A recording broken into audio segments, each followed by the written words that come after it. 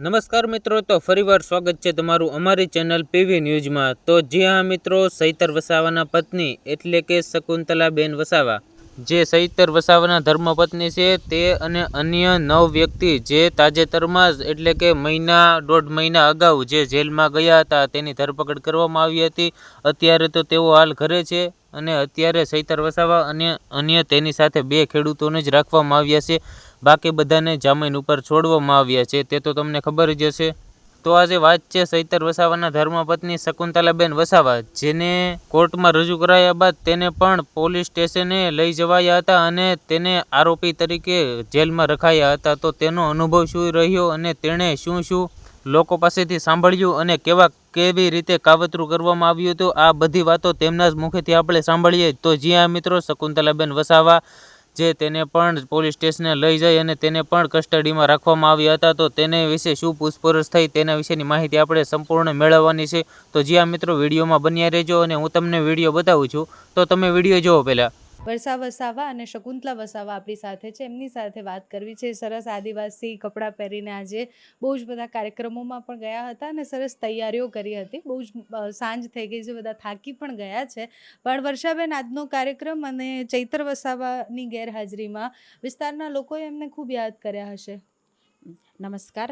હવે આજે યુનો દ્વારા ઘોષિત કરવામાં આવ્યો વિશ્વ આદિવાસી દિવસ। અમારા ડેડિયાપાડામાં પીઠા ગ્રાઉન્ડ ખાતે ભવ્ય ઉજવણી કરવામાં આવી। ખૂબ મોટી સંખ્યામાં લોકો ત્યાં હાજર હતા અને ખૂબ ધામધૂમથી પ્રોગ્રામ કરવામાં આવ્યો। હવે ધારાસભ્યને લોકોએ યાદ કર્યા, કેમ કે ગયા વર્ષે પણ આ જ ટાઈમ હતો, ગયા વર્ષે પણ લોકો વચ્ચે હાજર નહોતા, એટલે એમના વતી લોકો પાસેથી માફી પણ અમે માગી છે કે હાજર નથી રહી શક્યા પ્રોગ્રામમાં, એ માટેની। આ જ્યારે વિડીયો જશે એટલે કાલે સોમવાર છે અને કાલે ફરીથી સુનાવણી થવાની છે। સરકારી પક્ષને ફરીથી મોકો મળવાનો છે પોતાની વાત રજૂ કરવાનો અને ફરીથી ચૈતરભાઈના વકીલ પણ બોલવાના છે કોર્ટમાં। તમને અપેક્ષા છે કે એ હવે ટૂંક સમયમાં જેલ મુક્ત થશે એવું? હવે ન્યાયપાલિકા પર ભરોસો છે કે અમને ન્યાય તો મળશે, કેમ કે હવે વિશ્વ આદિવાસી દિવસ છે, પ્રોગ્રામ તો વર્ષમાં એકવાર આવે, પ્રોગ્રામ તો થવાનો જ છે। અત્યારે શું સ્થિતિ છે ડેડિયાપાડા અને એની આસપાસની? કારણ કે ચૈતરભાઈ છેલ્લા કેટલાય દિવસથી જેલમાં છે, તો ધારાસભ્ય વિહોણું કહેવાય આમ તો આખો વિસ્તાર જ। હવે એક ડેડિયાપાડાનો એક મુખ્ય અંગ કહેવાય છે, તે હવે જેલમાં છે છેલ્લા હવે 1 મહિનાથી ઉપર થવા આવ્યું છે। લોકોને આમ ઘણી તકલીફ પડે છે। હાલ જોઈએ છે આપણે કે ખોપી ગામ છે સાગબારામાં, ત્યાં ખેડૂતોને કેટલી તકલીફ પડી રહી છે, જંગલ જમીનની ખેડાણ કરવા નથી દેતા, તે આપણે જોયું છે। એટલે તકલીફ તો લોકોને ઘણી પડે છે કે ધારાસભ્ય નથી એટલે લોકો પર દબાણ કરવામાં આવ્યું છે। તો આ ખોપી ગામની જે ઘટના બની છે, એ ખોપી ગામમાં કેમ આમ આદમી પાર્ટી કે પછી ચૈતરભાઈની જગ્યાએ તમે કે કોઈ પણ ના દેખાયા, આખી ઘટનાથી દૂર કેમ હતા? હવે અમારી ટીમ પણ ત્યાં ગઈ હતી। એ લોકો રોજ ત્યાં જાય છે, લોકો સાથે સંપર્ક કરે છે અને ત્યાં જાય છે।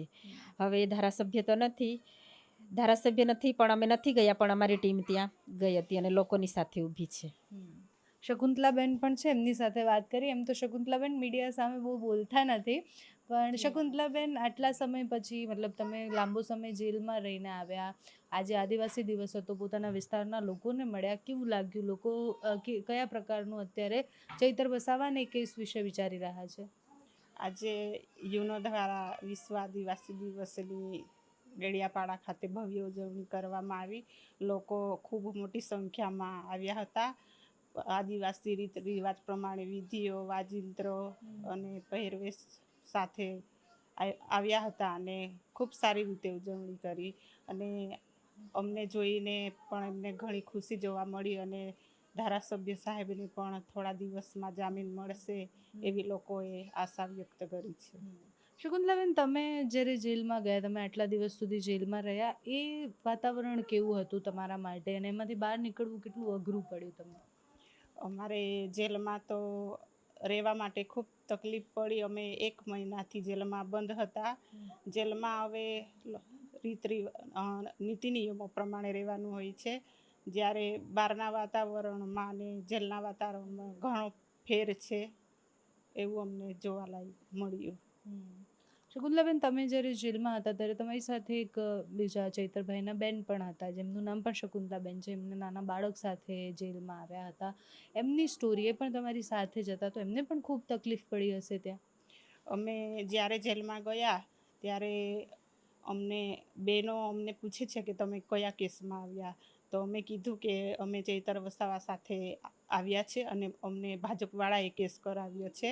આટલું નાનું બાળક જોઈને જેલની બહેનોને આંખમાં આંસુ આવી ગયા હતા અને એ લોકોએ નાનું બાળક છૂટી જવું જોઈએ એવી રીતે એ લોકોએ અમને આશા વ્યક્ત કરી હતી. તો તમે જેલમાં જ્યારે હતા ત્યારે એ લોકોનું વર્તન કેવું હતું? કારણ કે તમે ધારાસભ્યના પત્ની છો, ઓલરેડી ચૈતર વસાવા પણ જેલમાં છે. બધા પર એક સરખો ગુનો લાગ્યો, 9 વર્ષની સજા બધાને થઈ, રોલ કોઈનો કોઈ પણ હોય, બધાને સરખી સજા કરવામાં આવી. તો એ 1 મહિનો કેવી રીતના તમે ત્યાં પસાર કર્યો? શું કરતા હતા ત્યાં? પરિવાર સાથે વાતચીત કરવા દેતા હતા કે કેમ? છેલ્લે 1 મહિનાથી અમે જેલમાં બંધ હતા. અમારા ધારાસભ્ય સાહેબ સાથે અમારી દર શનિવારે જેલના નીતિ નિયમ પ્રમાણે મુલાકાત થતી હતી. ત્યારે અમારા પરિવાર વિશે ને અમારા કેસ વિશે અમારી સાથે ચર્ચાઓ થતી હતી અને જેલમાં પણ બહેનો સાથે અમે જેલના જે નીતિ નિયમો છે એ પ્રમાણે બહેનો સાથે અમે ટાઈમ પાસ કરતા હતા, પુસ્તકો વાંચતા હતા, થોડુંક યોગા ને એવી રીતે અમે સમય પસાર કર્યો છે. આ આખી ઘટના તમારા પરિવાર માટે પણ ખૂબ મોટી રહી હશે, કારણ કે આની પહેલાં વિશ્વ આદિવાસી દિવસ હતો ત્યારે પણ ચૈતરભાઈ ન હતા, આ વખતે પણ નથી. એટલે ઘડી ઘડી એમને જ્યારે જેલમાં જવું પડે, નેતા તરીકે એમને ખૂબ સારી રીતના બહાર નીકળે કે પછી નેતા તરીકે એ ખૂબ મોટા નેતા પણ બની જાય, પણ પરિવાર તરીકે જ્યારે એક બાળક પાસે પોતાના પિતા નથી, એક પત્ની પાસે પતિ નથી, તો એ પરિવાર માટે ખૂબ કપરો સમય હશે. હા, અમે જ્યારે જેલમાં હતા અને ત્યારે અમારા ધારાસભ્ય સાહેબ આદિવાસીઓ માટે ખૂબ સદનથી સડક સુધી ઘણા પ્રશ્નો ઉઠાવે છે. ત્યારે આ સરકાર અમારા બાળકો જ્યારે નાના હતા ત્યારથી જ આ લોકોએ જેલો કરાવી છે. અમારા પરિવારને ખૂબ એ લોકોએ વેઠાવ્યું છે અને બાળકો પણ મારા મમ્મી પપ્પાને જેલમાં લઈ ગયા છે એટલે બાળકોના આંખમાં પણ આંસુ આવ્યું હતું અને અમારો પરિવાર પર ઘણો દુઃખી હતો. ત્યારે અમારા વર્ષાબેન બહાર હતા, પરિવારને પણ ધ્યાન આપ્યું હતું અને અમારે કેસ બાબતે પણ એ જ દોડધામ કરતા હતા. એટલે અમારા પાસે જેલ થયેલી ત્યારે ખૂબ મોટી આફત અમારા પર આવી પડી હતી. અને આખા કેસની વાત કરી તો એમાં તમારો રોલ, મતલબ જે લખેલું છે એફઆઈઆરમાં કે તમે પણ આ ઘરમાં હાજર હતા, એક્ઝેક્ટલી શું બન્યું હતું? કારણ કે મોટાભાગે એ વિષય પર કોઈ ચર્ચા જ નથી કરતું કે એક સાથે 9 લોકો અને બધાને સરખી સજા કેવી રીતના થઈ શકે.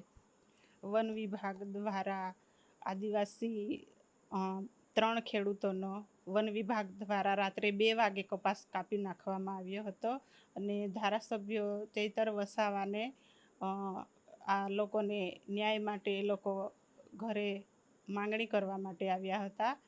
તો અમે તો ખાલી ખેડૂતો અને ધારાસભ્ય સાહેબ એમની ન્યાય માટેની વાતચીત કરતા હતા અને શકુંતલાબેન તો એક પત્ની તરીકે હવે ઘરે રહેવાના હતા એટલે શકુંતલાબેને ચા પાણી કરાવ્યું, એમાં શકુંતલાબેનનો આ રોલ છે.